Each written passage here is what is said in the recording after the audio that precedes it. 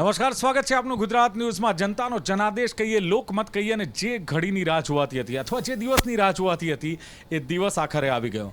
લોકસભાની ચૂંટણી આ વખતની બહુ જ ઇન્ટરેસ્ટિંગ રહી. પરિણામો પર ન માત્ર દેશની, વિદેશી લોકોની પણ ક્યાંક નજર હતી કે શું આવે છે પરિણામ. ત્રીજી વાર મોદી સરકાર સત્તારૂઢ થાય છે કે કેમ, અને થાય છે તો કેટલી બેઠકો સાથે.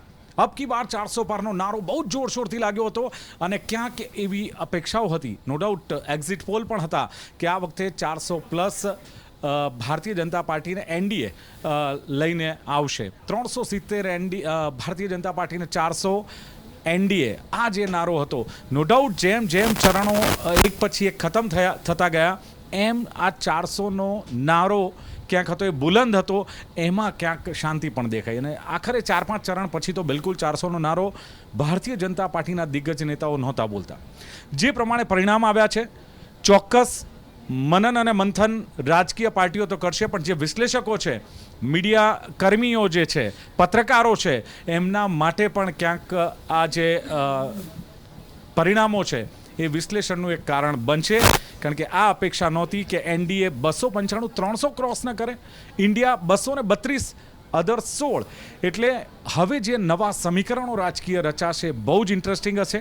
અને ગુજરાતની વાત કરીએ તો ગુજરાતમાં તો 26-26 2 વાર ભારતીય જનતા પાર્ટી લઈ ગયું, ત્રીજી વાર ક્લીન સ્વીપ કરશે આવો આત્મવિશ્વાસ ભારતીય જનતા પાર્ટીના નેતાઓને હતો. પણ ક્યાંક જે એક્ઝિટ પોલ આવ્યા એમાં ચોક્કસ 1 થી 2 સીટ કોંગ્રેસને મળે છે એવા ગુજરાતના એક્ઝિટ પોલ હતા. અને એ સાચું પણ ક્યાંક પડ્યું, કારણ કે ગેનીબેન ઠાકોર જે વિજયી થયા, અને નો ડાઉટ 1-2 સીટ એવી હતી કે જેમાં કશ્મકશ ચાલી, પરંતુ આખરે ભારતીય જનતા પાર્ટીના ઉમેદવાર વિજયી થયા છે. પરિણામોને લઈને ભારતીય જનતા પાર્ટીની પ્રેસ કોન્ફરન્સ ગુજરાતમાં પણ CR પાટીલ, ભૂપેન્દ્રભાઈ પટેલે મુખ્યમંત્રીએ કરી, કાર્યકર્તાઓને અભિનંદન આપ્યા. પણ એકંદરે ક્યાંક જે માહોલ હતો એ એટલો ઉત્સાહમાં નથી દેખાયો જેટલો ઉત્સાહ શક્તિસિંહ ગોહિલમાં દેખાયો. શક્તિસિંહ ગોહિલે અભિનંદન પાઠવ્યા, સાથે જ કાર્યકર્તાઓની મહેનતનું આ પરિણામ છે વાત કરી. પરંતુ હવે જે રાષ્ટ્રીય લેવલે નવા સમીકરણો રચાશે એની ચર્ચા મને લાગે છે કે આવનારા દિવસોમાં ખૂબ રહેશે. પણ અત્યારે આ જ મુદ્દે ચર્ચા કરવા માટે મારી સાથે જોડાયા છે જાણીતા રાજકીય વિશ્લેષક ને પત્રકાર એવા સર્વાનંદ ભટ્ટ મારી સાથે છે. સ્વાગત છે. સાથે જીસીસીઆઈ સાથે સંકળાયેલા અને વેપારી અગ્રણી આશીષ ઝવેરી છે. આશીષજી, આપનું પણ સ્વાગત છે. એડવોકેટ સોનલ જોશી, સામાજિક કાર્યકર, સોનલબેન આપનું સ્વાગત. સાથે જ સિદ્ધાર્થ ભટ્ટ, અર્થશાસ્ત્રી છે. સિદ્ધાર્થજી, આપનું સ્વાગત છે. રાજુભાઈ મારી સાથે છે અત્યારે. રાજુભાઈ, આપનું પણ સ્વાગત છે. અને સાથે જ અતુલ પટેલ, અતુલભાઈ કોંગ્રેસના પ્રવક્તા છે, આપનું પણ સ્વાગત છે. તો આ તમામ મહેમાનો વચ્ચે સીધા જ સર્વાનંદ ભટ્ટ પાસે જઈશું, કારણ કે સર્વાનંદભાઈ, જે પ્રમાણે ચૂંટણીના પરિણામો આવવાના હતા, એક્ઝિટ પોલ જે પ્રમાણે આવ્યા, અને ઘણીવાર એવું બનતું હોય છે કે એક્ઝિટ પોલ સાચા નથી પડતા હોતા, પણ જે પરિણામો આવ્યા, આટલા વર્ષોથી પત્રકારત્વ ક્ષેત્રે સંકળાયેલા છો, આ ચૂંટણી, આ પરિણામો કેવી રીતે જોઈ રહ્યા છો?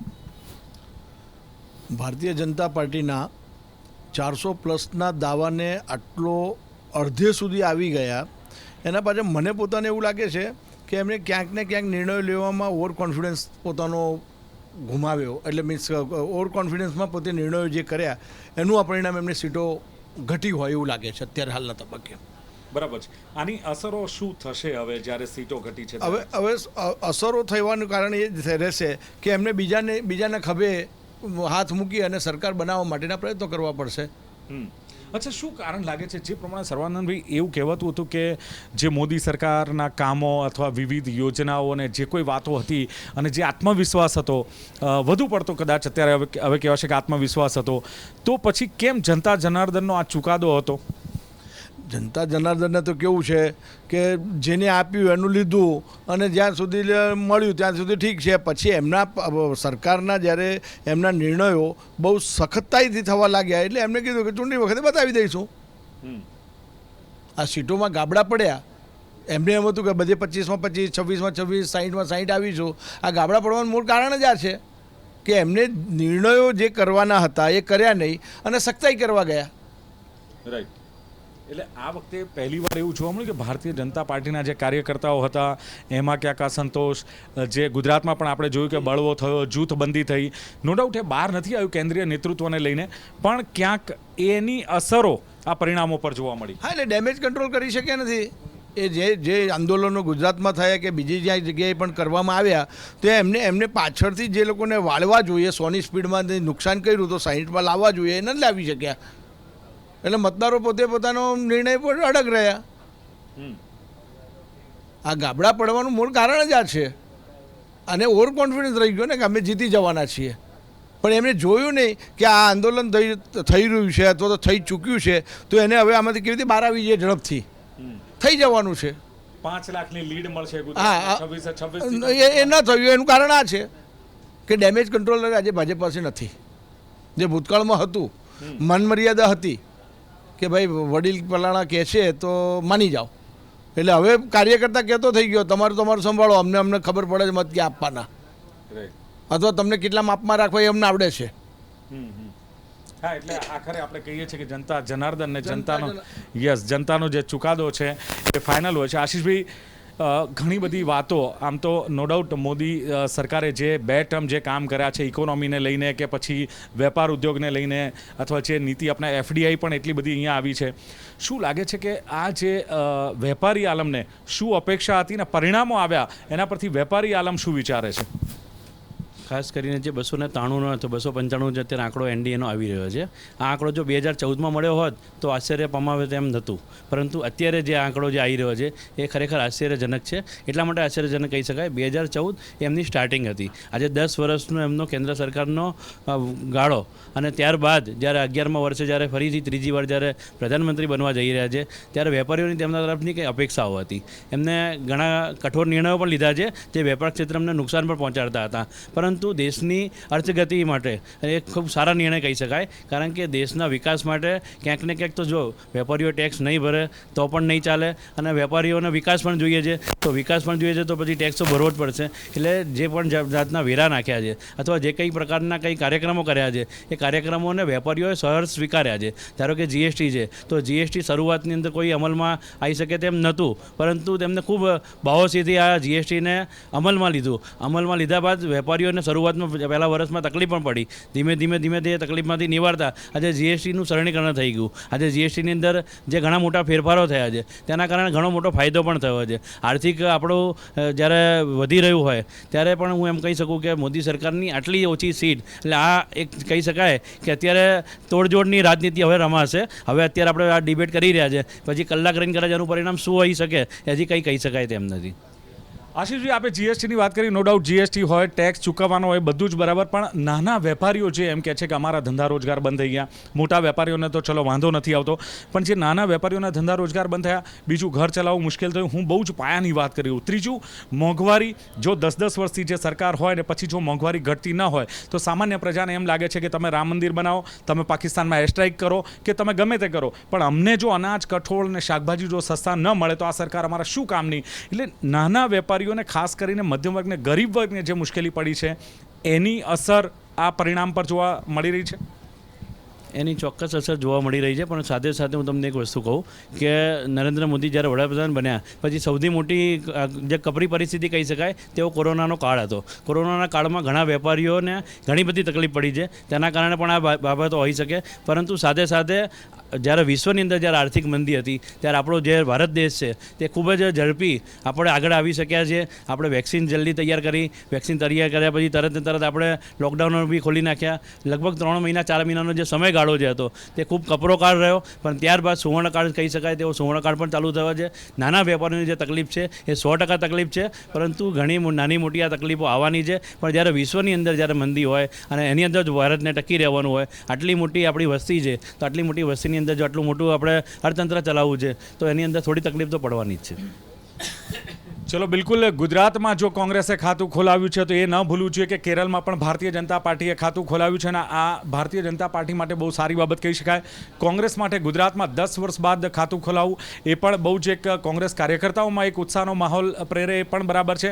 પણ આની અસર આવનારી જે કોઈ નાની મોટી ચૂંટણીઓ છે એની પર પણ પડશે, એટલે એ પ્રમાણે રાજકીય પાર્ટીઓ પણ તૈયાર રહેશે.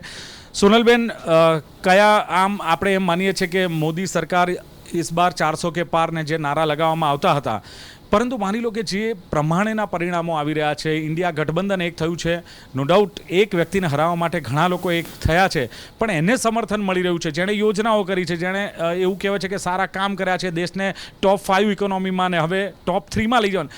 આ વાતો જનતા કેમ સોનલબેન નથી સ્વીકાર્યું, અથવા તો કેમ સમર્થન ઓછું મળ્યું છે? મારો એકદમ વ્યૂ અલગ છે દિલીપભાઈ, કારણ કે ક્યાંક ને ક્યાંક હું એવું કહીશ કે જો કદાચ આ જે ઓછી સીટો આવી છે એનું ઠીકરું હું કાર્યકર્તાઓના માથે જ ફોડીશ, કારણ કે ક્યાંક ને ક્યાંક એ લોકોએ સંગઠનાત્મક જે રીતે કાર્યકર પહેલાં જેવી રીતે લોકો સુધી પહોંચતો હતો, ખાસ કરીને જે સંઘની બોડી હતી અથવા તો વિશ્વ હિન્દુ પરિષદની જે બોડી હતી એને કોન્સ્ટન્ટ જે પ્રચાર થતો હતો, મને એવું લાગે છે કે આ વખતે એમનો ઉપયોગ જે રીતે કરવામાં આવતો હતો એ રીતે થયો નથી. અને જે રીતે કાર્યકર્તાઓ જે ઓવર કોન્ફિડન્સમાં હતા કે ભાઈ આ થઈ જ જશે, આપણે જવાની જરૂર જ નથી, અને સૌથી વધારે ઓછું મતદાન થયું છે, સૌથી વધારે મતદાનની આપણે આશા રાખતા હતા, એના કારણે લોકો એટલા ફરીને પહેલાં તો એવું હતું કે ઘરે જઈને બોલાવવામાં આવતા હતા. આ વખતે જે કાર્યકર્તાનો ઉત્સાહ હતો એકદમ નબળો હતો. બાકી જે વાત રહી કામગીરીની, તો કામગીરી ઉત્કૃષ્ટ રહી છે. લોકોને આજે પણ અને ઘણા લોકો એવા પણ છે કે જે મતદાન ઓછું થયું છે એને આપણે નિગ્લેક્ટ ના કરી શકીએ. લોકો ઘરમાં બેસી રહ્યા છે. અગર જો મતદાન પૂરા પ્રમાણમાં થયું હોત તો આ પરિસ્થિતિનું નિર્માણ ન થયું હોત. એટલે ક્યાંક ને ક્યાંક મનોમંથનનો સમય છે, અને જે કાર્યકર્તા છે, કાર્યકર્તાએ આમાંથી શીખ લેવાની જરૂર છે કે જે લોકો વર્ષોથી કામ કરીને જે મહેનત કરી રહ્યા છે, હું વારંવાર કહેતી હોઉં છું કે બે વ્યક્તિ દેશ બદલવા માગે છે, એમાં ક્યાંક ને ક્યાંક જે નીચેનું જે આખી લાઈન છે એમાં ભ્રષ્ટાચારી અધિકારીઓ આવી ગયા, ઘણા એવા ઇન્સિડન્ટ્સ આવી ગયા કે ઇન્સિડન્ટ્સના કારણે પણ લોકોનો વિશ્વાસ ઘટી જતો હોય છે. તમે કદાચ અત્યારે ગેનીબેનનો દાખલો લઈ શકો છો. ગેનીબેન કોન્સ્ટન્ટલી જીત્યા, કોંગ્રેચ્યુલેશન, મજબૂત મહિલા છે અને મહિલા સશક્તિકરણ જેવી વાત છે, પરંતુ એ કોન્સ્ટન્ટલી પબ્લિકમાં હતા. કેવી રીતે લોકોના ટચમાં રહેવું.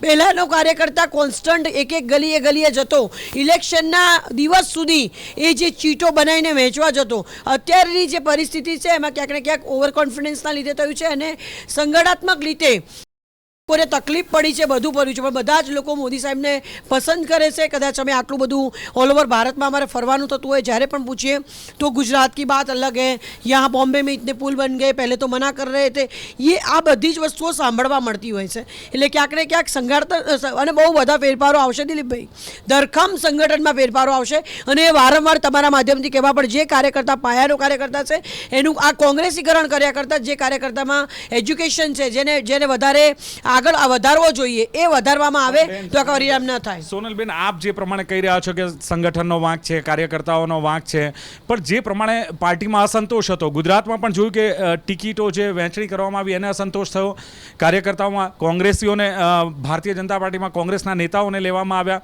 કોંગ્રેસના ધારાસભ્યોને લેવામાં આવ્યા, અને એનો અસંતોષ હતો. તો શું એ ખાળવાની જવાબદારી એ શીર્ષ નેતૃત્વની નથી? તો પછી એમ કહી શકાય કે શીર્ષ નેતૃત્વ અસંતોષ ખાળવામાં ક્યાંક નિષ્ફળ નીવડ્યું, એને લઈને આ પરિણામ આવ્યા છે?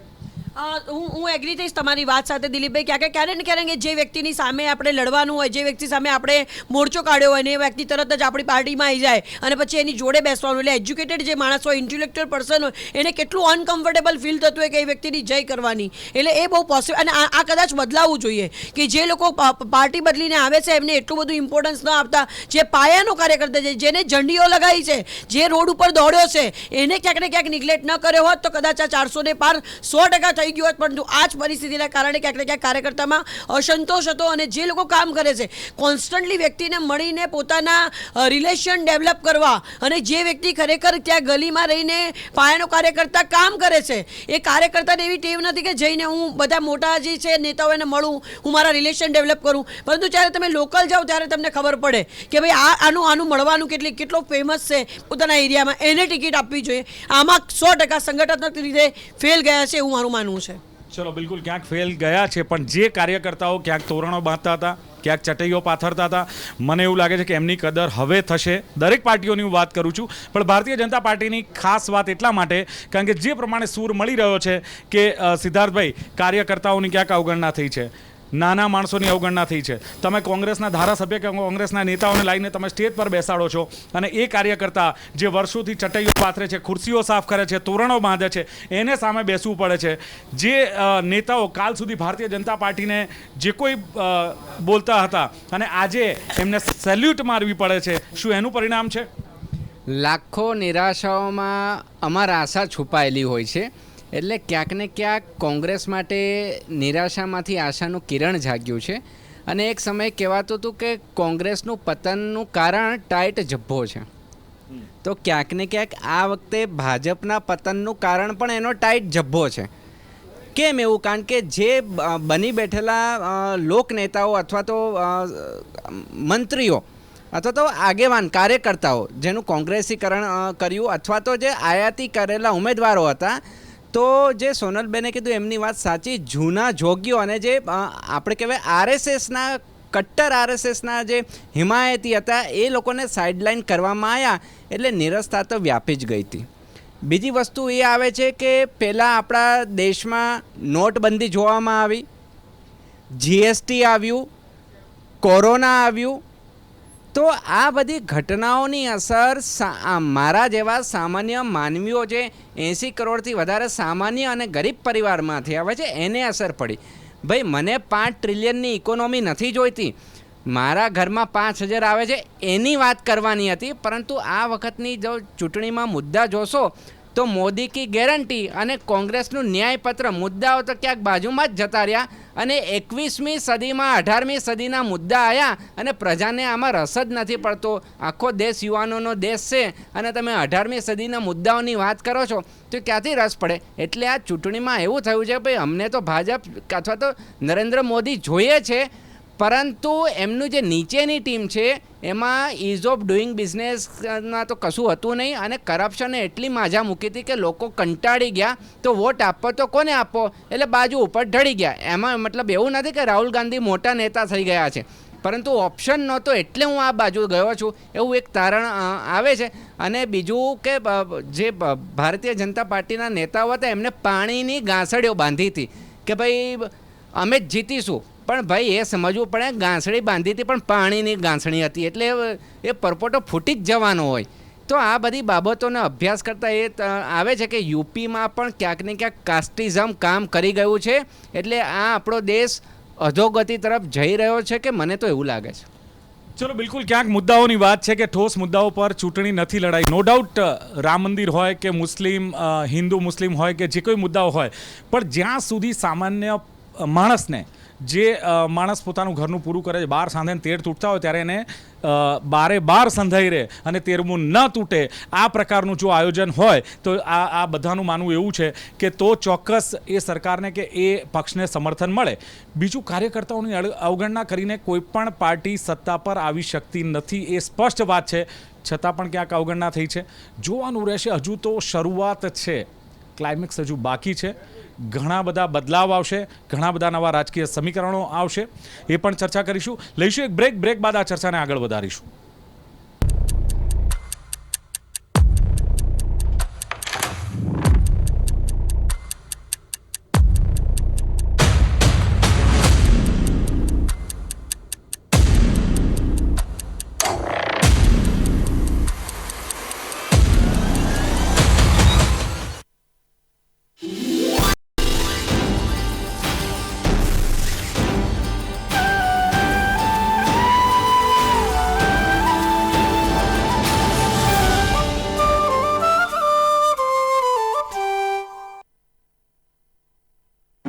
एक बात तो साफ है, अगर NAC A++ है तो बेस्ट है. Join Parul university, Vadodara, Gujarat. मेरे खाते पीते फूडी घर में चेंज लाने के लिए मुझे बहुत कुछ बदलना पड़ा. फिर मैंने सोचा अब तो मुझे मेन्यू भी बदलना पड़ेगा. But thanks to Tirupati cotton seed oil मैंने सिर्फ अपना कुकिंग ऑयल बदला. इसमें है टोकोफेरॉल्स और विटामिन्स, मतलब हेल्थ और टेस्ट का परफेक्ट बैलेंस. पारुल यूनिवर्सिटी का ऑनलाइन MBA प्रोग्राम आपके प्रमोशन का एलिवेटर. पारुल यूनिवर्सिटी, वडोदरा, गुजरात. ઘર લગ્ન માટે તૈયાર છે, બસ તારા આવવાની રાહ જોઈ રહ્યો છું. નવું ફર્નિચર, નવો પેન્ટ, નવું ટીવી, નવું ઇન્ટરનેટ કનેક્શન, નવો કેબલ. 1 કલાક સુધી દળશું. ખૂબ જ સરળ પરિવાર છે. તેમની પાસે હાઈ સ્પીડ બ્રોડબેન્ડ પણ નથી.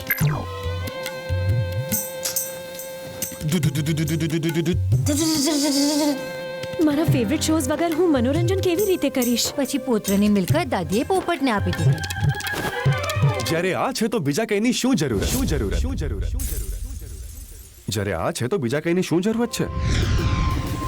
GTPL ઓફર કરે છે HD પિક્ચર ક્વોલિટી, ખરેખર અમર્યાદિત હાઈ સ્પીડ ઇન્ટરનેટ અને GTPL ની 24/7 ગ્રાહક સપોર્ટ. આ તે જમાનાનું નહીં, આ જમાનાનું કનેક્શન છે. કાલે લગન કરી લઈએ. હમણાં જ કરી લઈએ.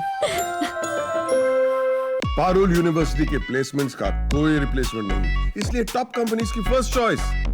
आप तो समझ ही गए होंगे. Join Parul university, Vadodara, Gujarat. ક્યાં ને કઈ રીતે કરી શકો છો રોકાણ, રિટાયરમેન્ટનું કઈ રીતે કરી શકો છો આયોજન, કઈ રીતે કરશો તમારા બજેટનું મેનેજમેન્ટ, જાણો મની એન્ડ યુ કાર્યક્રમમાં.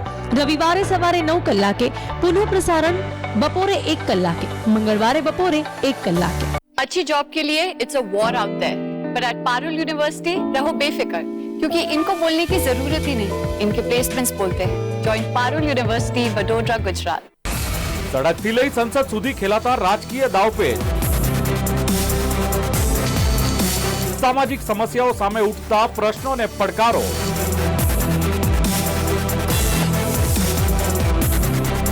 તેમજ આર્થિક ચઢાવ ઉતારનું વિશ્લેષણ કરતો કાર્યક્રમ એટલે કરંટ ટોપિક. દરરોજ બપોરે 31 કલાકે, પુનઃ પ્રસારણ સાંજે 5 कलाके.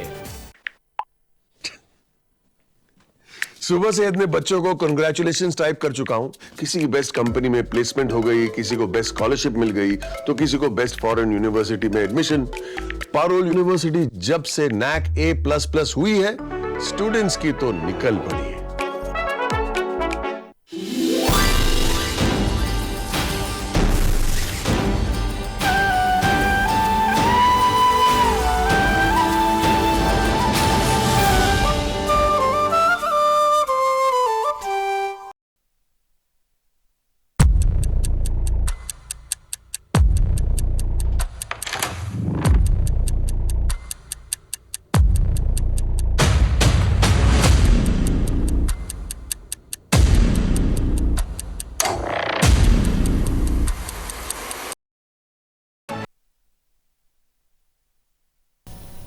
બ્રેક બાદ સ્વાગત છે આપનું. જે પ્રમાણે ઉત્કંઠા હતી સવારથી કે 12 વાગ્યા સુધી રિઝલ્ટ સ્પષ્ટ થઈ જશે અને ભારતીય જનતા પાર્ટીને બહુમતી મળશે, સરકાર બનશે.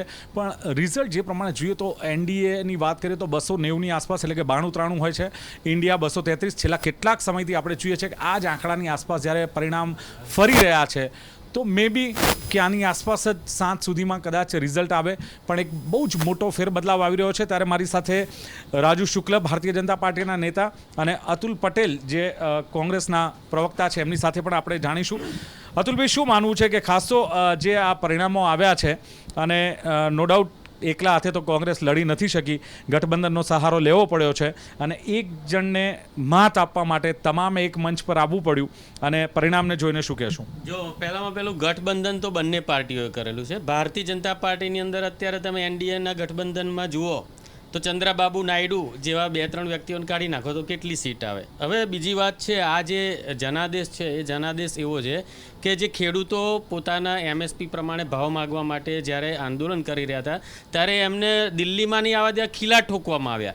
જે ગોલ્ડ મેડલ આપણી મહિલા રેસ્ટલરોએ આપણને અપાવ્યા, દેશ વિદેશમાં આખી દુનિયામાં નામ રોશન કર્યું, એ મહિલાઓ ઉપર સેક્સ્યુઅલ હેરેસમેન્ટના જે આરોપો ભારતીય જનતા પાર્ટીના સાંસદ પર મૂકવામાં આવ્યા, એના માટે આંદોલન કરવું પડ્યું અને એ મહિલાઓને ઘસડવામાં આવી. આ જે કારગિલના યુદ્ધમાં જે સૈનિક આપણા દેશનું રક્ષણ કરવા ઊભો, એની નજર સામે એની પત્નીને જે હાલત કરવામાં આવી અને એને દર્દનાક કહાની કહેવી પડી. અને ત્યાંના મુખ્યમંત્રીએ કબૂલ્યું કે આ એક મહિલા નથી, આવી તો 100 મહિલાઓ છે. તો આ જનાદેશ જે છે ને, આ બધા એના માટેનો જનાદેશ છે. અને એક વ્યક્તિને અભિમાન જે કહેવાય, આ ગઠબંધન થયું ઇન્ડિયા એલાયન્સનું, ત્યારે એવું કહેવામાં આવતું કે ઘમંડિયા ગઠબંધન. તો આ ઘમંડિયા ગઠબંધને એ ઘમંડી વ્યક્તિનું ઘમંડ ઉતારી નાખ્યું, એ આજે આપણે જોઈ રહ્યા છે. એટલે આ સાનમાં સમજી જવા જેવું છે. અને બીજું ઘમંડ કેવું ઉતર્યું ચંદ્રબાબુ નાયડુ જેને જેલમાં નાખવામાં આવ્યા હતા એને ટેલિફોન કરવો પડ્યો આજે. એનાથી મોટું તો નામોસી ના હોય નરેન્દ્રભાઈની, આપણા ગુજરાતના વડાપ્રધાન દેશના. અને એમણે તાત્કાલિક ફોન કેમ કરવો પડ્યો? કારણ કે ઘમંડ ઉતર્યું. રામના નામે વોટ લેવા નીકળ્યા હતા. બિન સાંપ્રદાયિક ભારત દેશ છે, એને બિન સાંપ્રદાયિક જે એની જે છે બંધારણ છે એ બધા કોઈ અટકાઈ નહીં શકે. કારણ કે આ લોકોએ કોશિશ ઘણી કરી કે હિન્દુ મુસ્લિમના નામે બજરંગબલી કી જય, બજરંગબલી કી જય. બજરંગબલી અને રામે આજે આદેશ આપી દીધો કે તમે બધા માપ મારો, હવામાં લટકાવી દીધા.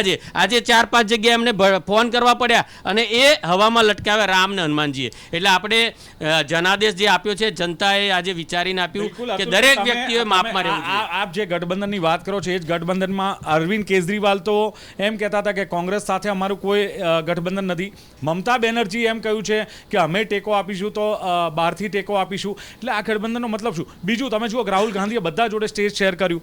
અરવિંદ કેજરીવાલ અને રાહુલ ગાંધી ક્યારેય સાથે નથી દેખાયા, એવું હોય તો પણ મને બતાવો. હું તમને ગઈકાલની જ વાત કરું કે અમારા જે પાર્ટીના અધ્યક્ષ છે ખરગે સાહેબની બરાબર બાજુમાં પરમ દિવસે જે પ્રેસ કોન્ફરન્સ કરી એમણે જતા પહેલા જેલમાં, એ ટાઈમે એમની બરાબર બાજુમાં ખરગે સાહેબની બાજુમાં અરવિંદ કેજરીવાલ જોયા છે મેં. એટલે એવું નથી કદાચ રાહુલ ગાંધી જો પહેલામાં પેલું દરેક એ પોતે પણ સ્ટાર વક્તા છે, સ્ટાર પ્રચારક છે. એ બીજી સીટો પર પ્રચાર કરતા હોય, પેલા બીજી સીટો પર કરતા હોય. એટલે એવું ના એને આપણે જોડી ના શકીએ. સૌથી પહેલા રાહુલ ગાંધી બોલેલા. અરવિંદ કેજરીવાલને જ્યારે સજા થઈ ને ત્યારે એમણે પ્રેસ કોન્ફરન્સ કરેલી અને રાહુલ ગાંધી જો દરેકને રાજકારણ આજે સગવડિયો ધર્મ થઈ ગયો છે. અને એટલે જ નરેન્દ્રભાઈએ ચંદ્રબાબુ નાયડુને જેલમાં નાખવા છતાં પણ નરેન્દ્રભાઈ એમને ફોન કરવો પડ્યો. પણ એ તો સરકાર તો બનાવશે. અરે આટલા બધા મહારથી અબકી બાર 400 પાર, અબકી બાર 300 પાર બોલવા વાળાને ફોન કરવો પડે બપોરે. એ શું બતાવે છે? એટલે આ રાજકારણ છે આજનું રાજકારણ. એ આઝાદીના સમયનું રાજકારણ નથી. ચલો બિલકુલ રાજુભાઈ, ઘણી બધી વાતો આવે છે. કાર્યકર્તાઓની ક્યાંક અવગણના થઈ છે, ક્યાંક નેતાઓની અવગણના થઈ છે, ક્યાંક જે પ્રમાણે કોંગ્રેસના નેતાઓને તમે તમારામાં કેસરીઓ પહેરાવ્યો એમાં તમારા જેવા પ્રવક્તાઓ હોય, નેતા હોય, એમનું દિલ દુભાયું છે અને જે સાયલેન્ટ રહ્યા એનું આ પરિણામ છે. અને બીજા ઘણા બધા કારણો અતુલભાઈએ જે ગણાવ્યા, ખેડૂતોની વાત કરી, એમણે મહિલાઓની સુરક્ષાની વાત કરી. એટલે ઘણી બધી એવી બાબતો હતી કે જ્યાં કદાચ ભારતીય જનતા પાર્ટીનું શીર્ષ નેતૃત્વ ક્યાંક સફળ. મણિપુર બાબતમાં ભારતીય જનતા પાર્ટીના નેતા બોલવા તૈયાર નહીં, તો પછી લોકો સવાલ કરશે ને કે કેમ નથી બોલતા. જ્યારે રાજકોટમાં આ ઘટના બને છે, સારું છે ઇલેક્શન પછી છે, નહીંતર વધારે પાછું એની પણ ઇફેક્ટ આવી હોત. રાજુભાઈ, અતુલભાઈએ જે મુદ્દા કીધા, જો એ મુદ્દા ખરેખર ઇફેક્ટિવ હોત ને તો ત્યારે કોંગ્રેસ ફૂલ મેજોરિટીમાં આવી ગઈ હોત. પ્રજા કોંગ્રેસની સાથે છે જ નહીં અને ક્યારેય હતી પણ નહીં. આપે જે મુદ્દા કીધા મણિપુરનો કીધું તો દરેકે પોતાનું ત્યાં આગળનું ન્યાયતંત્ર, પોલીસ તંત્ર બધું કામે લાગેલું હતું. પણ તમે જુઓ કે મણિપુર મુદ્દે કોંગ્રેસ બોલે છે હંમેશા, પણ પાલઘરમાં 2 સાધુઓને મારી નાખ્યા હતા, ઉદયપુરમાં પેલા દરજીને મારી નાખ્યો હતો, કૈવરમાં જે ઘટના બની હતી એમાં નથી બોલવું. કારણ કે એમાં એમનું તૃષ્ટિકરણ દેખાય છે, એમાં એમના વોટર્સ દેખાય છે. એટલે આ કોંગ્રેસની બેધારી નીતિ છે. ચોક્કસ આ જે પરિણામો આવ્યા છે ચોંકાવનારા પરિણામો છે. દેશની મહિલાઓનો મુદ્દો એમણે કહ્યો, બ્રિજભૂષણ સામે બેઠી હતી એ અમે લોકો, મારી વાત સાંભળો, હું એમ કહું છું, મારી વાત સાંભળો, હું એવું કહું, મેં એવું કીધું નથી કે સારું કામ થયું એવું નથી કીધું મેં.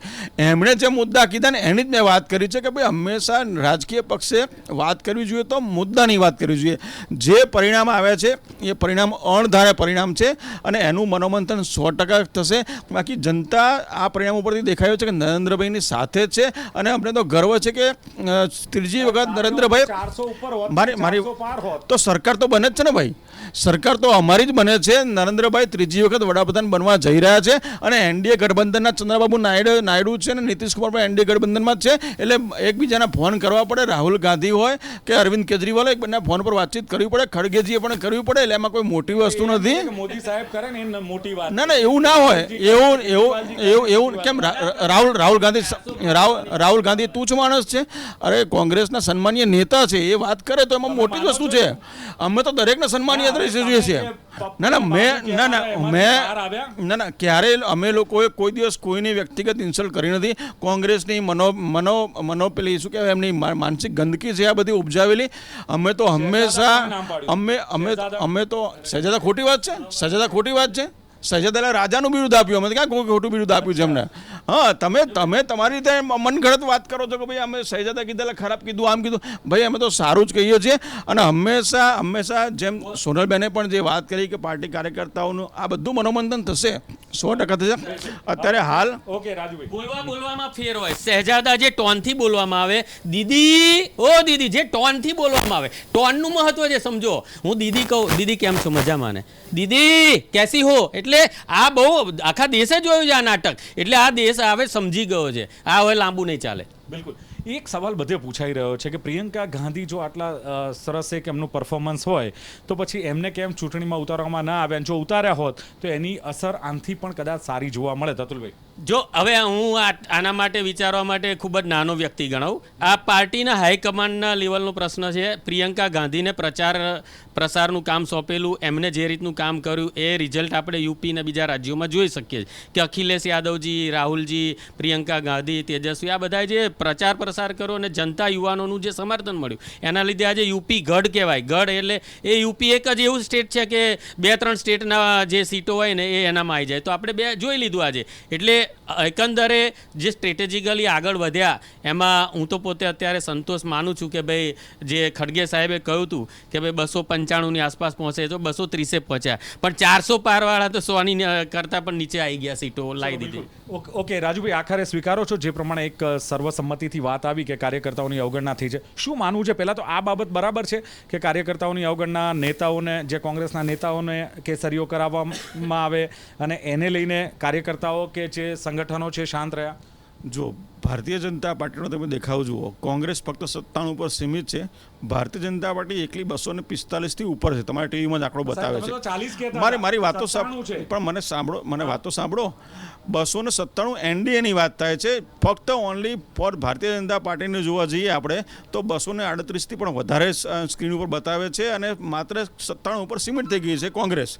આ બંને પક્ષોની કમ્પેરિઝન થાય રાષ્ટ્રીય પક્ષોની તો એમાં અત્યારે પણ ભારતીય જનતા પાર્ટી આગળ જ છે.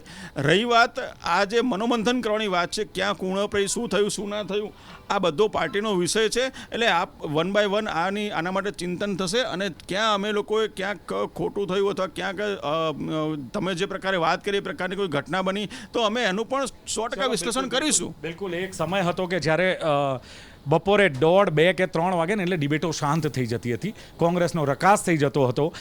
ડિબેટોમાં કોંગ્રેસ આવતું હતું, નો ડાઉટ એણે મેદાન છોડ્યું નહોતું, પણ ક્યાંક કહેવાય એમ કે ભારતીય જનતા પાર્ટી જોરશોરથી વાત કરતી. સર્વાનંદભાઈ, આ વખતે શું લાગે છે કે ખાસ જે પ્રમાણેના હવે જે રાજકીય સમીકરણો બની રહ્યા છે, ભારતીય જનતા પાર્ટીની સરકાર બનાવવા માટે અથવા નરેન્દ્ર મોદી ફરીવાર 3જી વાર વડાપ્રધાન બને એના માટે હજુ પણ પાર્ટીએ આ જે પ્રમાણેના અત્યારે તો રૂઝાન છે મોટે ભાગે, કઈ કવાયત હાથ ધરવી પડશે? સૌથી પહેલાં તો જે કાર્યકર્તાઓને જે દુઃખ થયું છે અને એમની સીટો ગુમાવી છે એનું એનાલિસિસ કરવું પડશે. સરકાર એમની બની રહી છે, એમાં કોઈ શંકાને સ્થાન નથી. સુધારવાની ચાન્સ એમના નેતાઓને કહેવું પડશે. કાર્યકર્તા સાથે સીધા સંપર્કમાં રહો. ફરી આગળ પણ મેં કહ્યું હતું, આજે ફરીથી કહું છું કે જો આની આ પદ્ધતિ ચાલુ રહેશે તો આના કરતાં ખરાબ પરિણામ ભોગવવાની પક્ષે તૈયારી રાખવી પડશે. સાહેબ, હજુ તો બીજી ચૂંટણીઓ આવે છે, બધું એમાં એ વાક્યમાં આવી જાય છે મારું કે એમાં અસર થવાની જ છે. કેમ કે તમે બધા આયાતીઓને જ લાઈ કરશો તો કાર્યકર્તા ક્યાં જશે? બેને કહ્યું, ઝવેરી સાહેબે કહ્યું કે લોકોને કાર્યકર્તાને તમે દંડ કર્યો, આ કર્યું, તો પણ ડેમેજ કંટ્રોલ રાખો ને સાથે. સામે કન્વિન્સિંગ કરવો, તમારો નિર્ણય મતદારો સુધી એને કન્વિન્સ થાય એવો ડેમેજ કંટ્રોલ તો ઊભો કરો. તમે થઈ ગયો, ઓર્ડર થઈ ગયો, કરવું પડશે. ક્યાં જશો? મોદી સાહેબ સિવાય ઉદ્ધાર નથી. ક્યાં સુધી મોદી સાહેબ સુધી ઉદ્ધાર નથી? ગુજરાતમાં જે રિઝલ્ટ જોઈ રહ્યા છો કે એક સીટ ભલે ગઈ છે પણ ના ગયું છે એવી ચર્ચા છે. હા, બિલકુલ બિલકુલ. કારણ કે તમે 5 લાખ ઉપરની વાત કરતા, 5 લાખથી વધુ માર્જિનની વાત કરતા હતા. કોણ જવાબદાર? શું માનવું છે?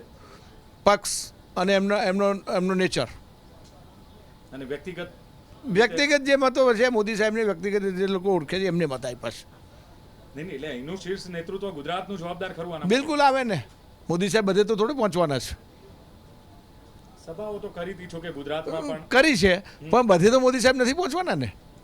ચલો, બિલકુલ. આશીષભાઈ, જે પ્રમાણે વાત કરીએ કે જે વેપાર જગતમાં શેર બજાર આઈ થિંક શુક્રવારે કે એમ બહુ જ અપ આવ્યું હતું, સોમવારે પણ સારું એવું અપ આવ્યું, અને આજે જે કકડભૂસ થયું અને એફડીઆઈ જે માર્કેટમાંથી હવે વેચવાલી ચાલુ કરી છે ને એમને જે કહેવાય કે રકમ છે પોતાની પરત કરવાની છે એક ઈચ્છા દર્શાવી છે.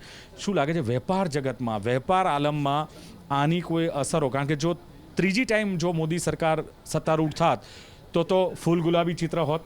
બધી જ વાત સાચી, નો ડાઉટ થાય છે, પણ જે પ્રમાણે સીટો મળી રહી છે શું ફરક અર્થશાસ્ત્રની દ્રષ્ટિએ જોવા મળશે? સૌપ્રથમ તો મોદી સરકાર બને છે એમાં કોઈ બેમત નથી, અને એનડીએની સરકાર બને છે એમાં બેમત નથી. હવે વાત જે છે મદાર જે રહ્યો છે નીતિશ કુમાર અને ચંદ્રબાબુ નાયડુ ઉપર છે. એ લોકો એમને કેટલી સીટો આપે છે, કેટલા મિનિસ્ટરો આપે છે, અથવા આ બધા બાર્ગેનિંગ હવે શરૂ થશે. કારણ કે મુખ્ય જે છે પાર્ટી એ અત્યારે એમની સાથે બે મોટી પાર્ટી તરીકે એ જ છે. એટલે સૌથી પહેલાં તો આ લોકોએ સમાધાન કરવું પડશે, અને આ તો પછી અપક્ષમાંથી કોઈ એવી વ્યક્તિઓ લાવવી પડશે કે જેના ટેકાથી કદાચ કોઈ એકાદી પાર્ટી આગી પાછી થાય તો એને કરી શકાય. કારણ કે ઇન્ડિયા ગઠબંધનની જો શરૂઆત કદાચ કરી હોય તો નીતિશ કુમારે કરેલી હતી, અને કોઈ કારણથી નીતિશ કુમારના સંજોગો ના બેઠા, એટલે એ લોકો કોંગ્રેસ સાથે ના બેઠા, એના કારણે એ લોકો એનડીએની સાથે જોડાયા. હવે એ એનડીએની સાથે જોડાયા. નીતિશ કુમારનું આપણે બિહારની જે રાજકારણની આપણે વાત કરીએ તો બિહારનું રાજકારણ એ પ્રકારનું છે કે જેને આપણે કોઈ ના પડી શકાય કે ક્યારેક ગમે ત્યારે ત્યાં જાય, ગમે ત્યારે આ તરફ આવે. એટલે એના માટે આપણે શંકા છે કે ગમે તે કરી શકે. એટલે એ શું કરશે હવે કે જે નવા નિર્ણયો લેવાના આવશે તેની અંદર પોતાની મનમાની ચલાવવાનો પ્રયત્ન કરશે, યા તો મિનિસ્ટરીની અંદર પોતાની મનમાની ચલાવશે. અને જ્યાં સુધી અર્થશાસ્ત્રની વાત છે કે અર્થગતિની અંદર ખૂબ સારા પરિણામો આવશે જો મોદી સરકાર બનશે. તો જે નિર્ણયો લેવાના છે તે નિર્ણયોની અંદર કોઈ બેમત નથી. જ્યાં સારા નિર્ણયો છે ત્યાં કોંગ્રેસ પણ સાથ આપશે અને બીજા પક્ષો પણ સાથ આપશે. બિલકુલ. સર્વાનંદભાઈ, એક વાત આવે છે કે શું લાગે છે કે હવે જે પ્રમાણેની આ સીટો આવી છે ત્યાં જે ભારતીય જનતા પાર્ટીના જે નેતૃત્વ છે અલગ અલગ રાજ્યોના જે સ્થાનિક નેતૃત્વ છે એમાં અસંતોષ હતો, અત્યાર સુધી બહાર નહોતો આવ્યો, પણ હવે ધીમે ધીમે એ વાતો પણ બહાર આવે. ગુજરાતના બે જે લોકો હતા કે ગુજરાત કે દો લોકો, હા, એ જે ચર્ચા હતી એને હવે વેગ મળે ને ભારતીય જનતા પાર્ટીમાં એક નવું એક નેતૃત્વ જેવું ઊભું થયું લાગી રહ્યું છે. નેતૃત્વ ઊભું કરવું પડશે, નવું નેતૃત્વ આપવું પડશે. ઓરિજિનલ ભાજપી અથવા તો સંઘ અથવા તો વીએચપીની વિચારસરણીવાળો હશે એને રાખવો પડશે. આયાતીને તમારે દીકરો વારસ બનાવવો નહીં પડે, અને બનાવવા જશો તો આ જ પરિણામ ફરીથી આવશે. અચ્છા, દો ગુજરાતી કી મનમાની નહીં ચલેગી વચ્ચે આ પણ એક વાત ચાલી હતી, તો શું એની અસર હવે જોવા મળશે? બિલકુલ જોવા મળી જ છે, અને વધારે જોવા મળશે, વધારે જોવા મળશે. ઓકે સિદ્ધાર્થભાઈ, તમામ અસરો અને તમામ વાતો વચ્ચે ક્યાંક આવે છે વાત સામાન્ય માણસના મુદ્દાઓની. જે પ્રમાણે ચૂંટણીમાં ભારતીય જનતા પાર્ટી અને કોંગ્રેસે પોતાના મેનિફેસ્ટો મૂક્યા, પોતાના મુદ્દા મૂક્યા, એના પરથી શું લાગે છે કે સામાન્ય માનવી, મધ્યમ વર્ગના માનવીને આ મુદ્દાઓ સ્પર્શ કર્યા હોય? પરિણામ જે પ્રમાણેના ઇવન એમ કહીએ કે એક્ઝિટ પોલ પ્રમાણે પણ નથી, લોકોએ વિચારે એ પ્રમાણેના પણ નથી, તો પછી આમાં કઈ બાબત કામ કરી ગઈ કે જેને લઈને મતદારે આ પોતાનો જનાદેશ આપ્યો? કોરોના પછી જે પરિસ્થિતિ થઈ હતી તો ક્યાંક ને ક્યાંક આ સરકારે ઓઢવા માટે આકાશ અને પાથરવા માટે ધરતી આપી. લોકોને જોઈતું હતું ઘર, પણ સામે એવું કીધું ભાઈ આટલું મોટું આકાશ છે તમે ઓઢી લો, અને સૂઈ જવું હોય તો આટલી મોટી ધરતી છે ત્યાં સૂઈ જાઓ. એટલે લોકોની આર્થિક હાલત એવી થઈ ગઈ હતી. ક્યાંક ને ક્યાંક 5 ઉદ્યોગપતિઓની વાતમાં લોકોને ભરોસો બેસવા માંડ્યો હતો. કારણ કે રોડ ઉપર જે નવી નક્કોર ગાડીઓ દેખાતી હતી તો પેલો સામાન્ય માણસ વિચારે કે હું હજી સ્કૂટરના પેટ્રોલના પૈસા ભરી નથી શકતો, અને આ બાજુ આ નવી નક્કોર ગાડીઓ ક્યાંથી ફરે છે. કોર્પોરેટાઇઝેશન જે થવા માંડ્યું હતું, તો ક્યાંક ને ક્યાંક હજી પણ ભારત જેમ ગાંધીજીએ કીધું હતું કે ગામડામાં વસે છે, તો એ ગામડા ભૂલાઈ ગયા. અને પંજાબ અને હરિયાણામાં એક જે ખેડૂતોનું આંદોલન થયું, એક બાજુ ખેડૂતોને આપણે પ્રોફેશનલિઝમની વાત કરીએ છીએ, પરંતુ આ 10 વર્ષમાં ખેતીવાડીનો ડબલ ડિજિટમાં વિકાસ થયો છે? ના, નથી થયો. તો આ મુદ્દા પણ ધ્યાન ઉપર આવે. બીજા જે મેનિફેસ્ટોમાં વાત કરવામાં આવી હતી તો ન તો કોઈ ફોરેનની પોલિસી શું હશે એના મુદ્દે ચર્ચા થઈ, ન તો કોઈ રોજગારી મુદ્દે ચર્ચા થઈ. 2 મુદ્દા મહત્ત્વના છે, યુવાનો અને બહેનો. તો યુવાનો માટે હવે શું કરશું? સ્ટાર્ટઅપ તો આવી ગયું, હવે શું? તો એ મુદ્દે કોઈ પણ પક્ષ અને શાસક પક્ષ બોલ્યો નહીં, મારા ધ્યાનમાં તો નથી આવ્યું. અને બીજું બહેનોની વાત કરીએ તો એક એવી ગણતરી હતી કે બહેનોના મેજોરિટી વોટ શાસક પક્ષને જશે, પરંતુ આ ચિત્ર જોતાં એવું લાગે છે કે બહેનો પણ ક્યાંક ને ખોટા જુમલાબાજીમાં ખીજાઈ ગયા હોય કે નિરસ થઈ ગયા હોય કે આના કરતાં જૂની સરકાર સારી હતી કે મનરેગા યોજના તો હતી. એટલે આ બધા પરિણામ બહેનો માટે તો યોજનાઓ લાયા, 33% મહિલાની વાત કરી સંસદમાં બહેનો માટે. હા, પણ હવે એ મુદ્દે પણ કહું, જે મેનિફેસ્ટો આવ્યો ને કોંગ્રેસનું ન્યાય અને મોદી કી ગેરંટી, તો એનો તાર્કિક અભ્યાસ કરીએ ને તો આ ભારતીય જનતા પાર્ટીનો જે મેનિફેસ્ટો હતો તો એનું અમલીકરણ 2029માં થાય, અને કોંગ્રેસ પાર્ટીનો જે મેનિફેસ્ટો હતો તો એમાં બંધારણમાં સુધારા કરીને તાત્કાલિક અમલ કરવાની વાત હતી. એટલે મને એવું લાગે છે કે પ્રિયંકા ગાંધીજીએ એમની વાત રજૂ કરી હોય અને બનાસની બેન ગેની બેન એટલે પ્રિયંકા ગાંધીએ બોલ્યા હતા, તો કદાચ લોકોને આવી સહજ સરળ શૈલીમાં જે વાત હતી એ સ્પર્શી ગઈ, અને ભારતીય જનતા પાર્ટીમાંથી જે હેલિકોપ્ટરમાંથી લોકો આવતા હતા તો એમાં એ સાદાઈ નહોતી, પણ ક્યાંક ને ક્યાંક નાના નેતાઓને પણ અહમ હતો. તો આ કાકા મટીને ભત્રીજા બનવું પડશે શાસક પક્ષે, તો લોકોનો વિશ્વાસ જીતી શકાશે. નહીંતર કે હું કાકો છું અને મારી વાત માનવી પડશે, તો આ તો ભારતની જનતા છે. દર વર્ષે સરકારો બદલાતી રહેતી હોય છે, તો હાથમાં આવેલી સરકાર જતી ના રહે એની એક તકેદારી રાખવી પડે. બીજું યુસીસી મુદ્દે લોકોને ડર પેઠી ગયો હતો કે ભાઈ અમારી અનામત જતી રહેશે શું. એટલે ફરી પાછો હું મારા મૂળ મુદ્દા ઉપર આવું કે 18મી સદીની આ ડિબેટો મુદ્દાઓ હતા. 21મી સદીના વિજ્ઞાનની તો કોઈ વાત નથી થઈ, અને તમે 5 ટ્રિલિયન ઇકોનોમી, ત્રીજી મોટી અર્થવ્યવસ્થા કઈ રીતે બનશો એના મુદ્દે કોઈએ ચર્ચા નથી કરી. તો યુવાનોએ એટલે પણ કદાચ નારાજ થયા હોય કે શીર્ષ નેતૃત્વ એકદમ ચાલુ ભાષામાં વાતો કરે તો એ પણ લોકોને હજમ નથી થતું. જે ગુણવત્તા જાળવવી જોઈએ એ તો જાળવવી જોઈએ ને. બિલકુલ ગુણવત્તા જાળવવાની વાત છે. સોનલબેન, ક્યાંક જે 400 ને પારની જ્યારે વાત આવી ને ત્યારે એક વાત એ પણ આવી કોંગ્રેસ તરફથી કે આ લોકો બંધારણને ખતમ કરી નાખશે, આરક્ષણ દૂર કરી નાખશે. આ ભારતીય જનતા પાર્ટીનું કેવું છે કે આ એકદમ ગપ્પું છે, પોસિબલ જ નથી, અથવા ભારતીય જનતા પાર્ટીના મેનિફેસ્ટોમાં પણ આ નથી. તો શું જનતાએ આ વાત ક્યાંક માની લીધી એવું સમજવું કે શું માનવું? હું વારંવાર કહેતી હોઉં છું કે ખરેખર જો કદાચ રાહુલ ગાંધી અને પ્રિયંકા ગાંધી જો અત્યારે આપણા કન્ટ્રીમાં ભણ્યા હોત ને તો કદાચ સારું રાજકારણ કરી શક્યા હોત. ઓક્સફર્ડમાં ભણ્યા હતા એટલે જે તેજસ્વી યાદવ જેવી જે કદાચ રાજનીતિમાં જે બોલવાની જુમલાબાજી હતી એ કદાચ અહીંયા સક્સેસ થઈ ગયા. આ જે વસ્તુ હતી કે બંધારણ બદલી કાઢશે અને એ પ્રમાણેની જે વાતો વહેતી કરી અને જે નાના માણસને આના મગજ ઉપર જે હેમરિંગ થયું, અને ક્યાંક ને ક્યાંક હજી પણ હું ફરીથી કહીશ કે સંગઠનાત્મક લોકોએ જે પ્રમાણે પહેલાં તો નારા લખવામાં આવતા, નારા બનાવવામાં આવતા, સંગઠનની અંદર એને જવામાં આવતા, એને પાસ કરવામાં આવતા. કયા નારા? બનાસની બેન, એવા નારા એ રીતના નારા પહેલાં બીજેપીમાં પણ બનતા હતા, અને જનસંઘમાંથી કામ કરતા જે લોકો હતા એને એપ્રૂવ કરતા કે કેવી સરળ તળપદી ભાષાની અંદર લોકો સમજી શકે એવી વાતોમાં હતું. અત્યારે આજકાલ તો લોકોને બ્રાન્ડેડ કપડાં પહેરીને નીચે ગટરનું પાણી હોય ત્યાં ચલાતું નથી, અને કોઈને છેક સુધી પહોંચવું નથી. જે રીતે લોકોના સંપર્ક રહેવું, તમારે ખાડો ઉભાઈ ગયો છે ને, પણ જો તમે ત્યાં નેતા જઈને ઊભો રહે ને તો ત્યાં જઈને એમને લાગે કે ના અમારો નેતા અમારી સાથે છે.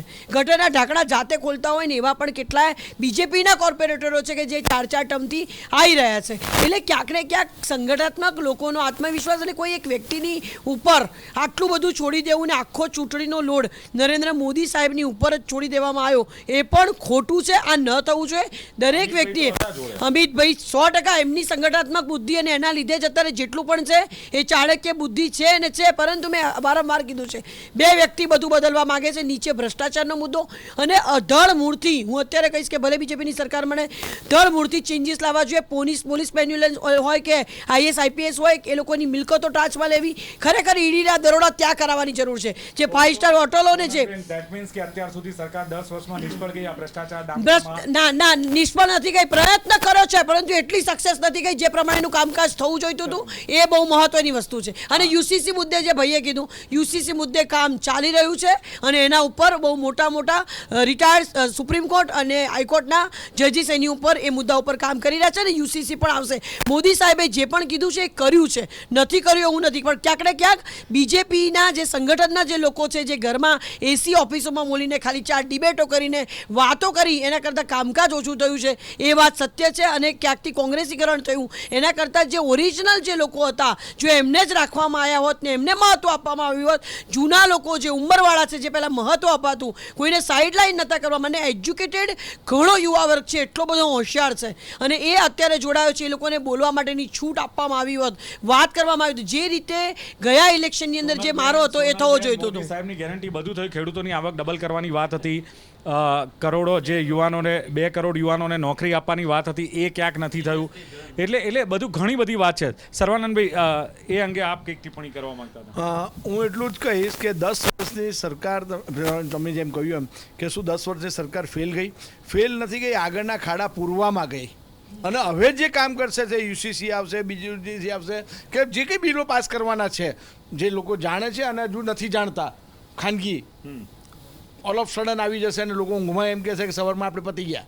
બરાબર છે. આપણે એટલે જે ઇફેક્ટ થાય છે એને માટે. એટલે 10 વર્ષમાં સરકારે કામ કર્યું છે ખાડા પૂરવાનું, અને હવે એમને કામ કરવાનો વારો આવ્યો છે, પણ ક્યાંક ગફલત રહી ગઈ છે, માટે આટલી અડધી આવીને ઉભા રહે. ચલો, એ ગફલત દૂર કરવી પડશે અને વિચારવું પણ પડશે હવે કે કેમ આ. અને મંથન અને મનોમંથન તો આમ તો ચાલતું જ રહેતું હોય છે અને રાજકીય પાર્ટીઓ જ્યારે પણ આવી રીતે બેક કહેવાય ને કે કમબેક થતી હોય ત્યારે વિચાર કરતી હોય છે. પણ રાજુભાઈ, એક વસ્તુ માનો છો કે ભારત જોડો યાત્રા પણ ખાસી એવી અસર કરી ગઈ? શોર્ટમાં હું આપને પૂછીશ. અને રાહુલ ગાંધીની જે ઇમેજ હતી એ થોડી મેકઓવર થઈ. તમે ભલે એમને પપ્પુને બાબુ બનાવ્યા, પણ એ પપ્પુને બાબુ ફરક પડ્યો, કરોડોનો કહે છે ખર્ચો કર્યો કોંગ્રેસ, કહે છે આમને પપ્પુને બાબુ બનાવવા, પણ એ જ પપ્પુને એ જ બાબુએ અત્યારે આ પરિણામ બદલી નાખ્યા. ભારત જોડો યાત્રા સ્ટાર્ટ થઈ હતી કન્યાકુમારીથી કાશ્મીર સુધીની.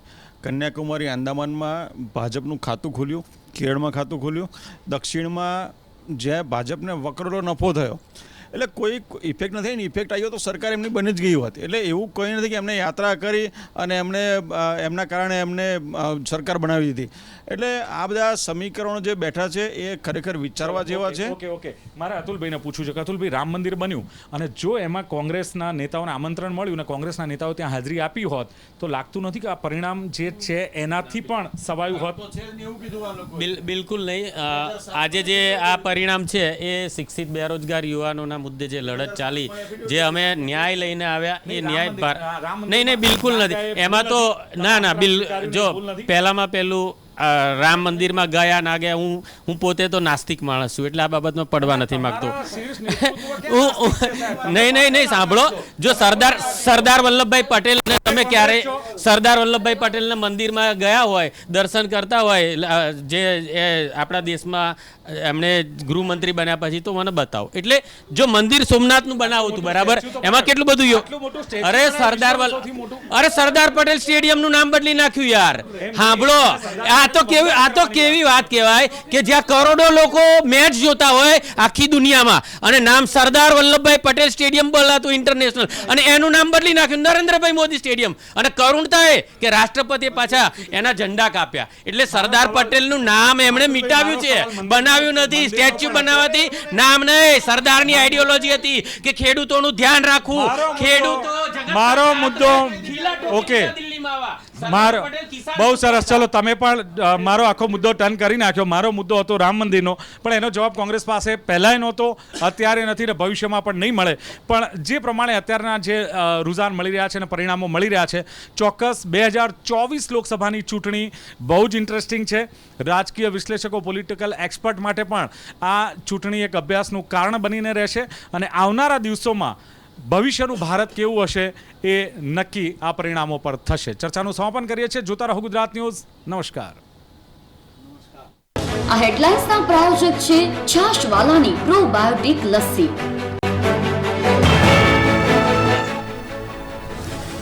ગેનીબેન ઠાકોરની ભાજપની હેટ્રિકનું સપનું તોડ્યું. ગુજરાતમાં બનાસકાંઠામાં કોંગ્રેસે ખાતું ખોલ્યું. ગુજરાતમાં અમારી મહેનત ઓછી પડી હશે, જેના કારણે અમે એક બેઠક ગુમાવી છે, કહ્યું CR પાટીલે. બીજેપી હવે ચંદ્રબાબુ નાયડુ અને નીતિશ કુમારના ભરોસે, કોંગ્રેસ કાર્યાલયમાં ઉત્સવનો માહોલ.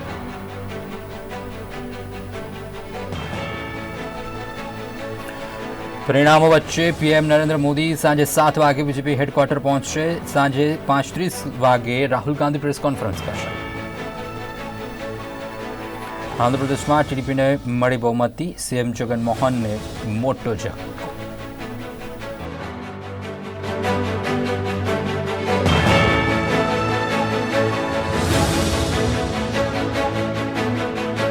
આ હેડલાઇન્સના પ્રાયોજક હતા છાશવાલાની પ્રોબાયોટિક લસ્સી.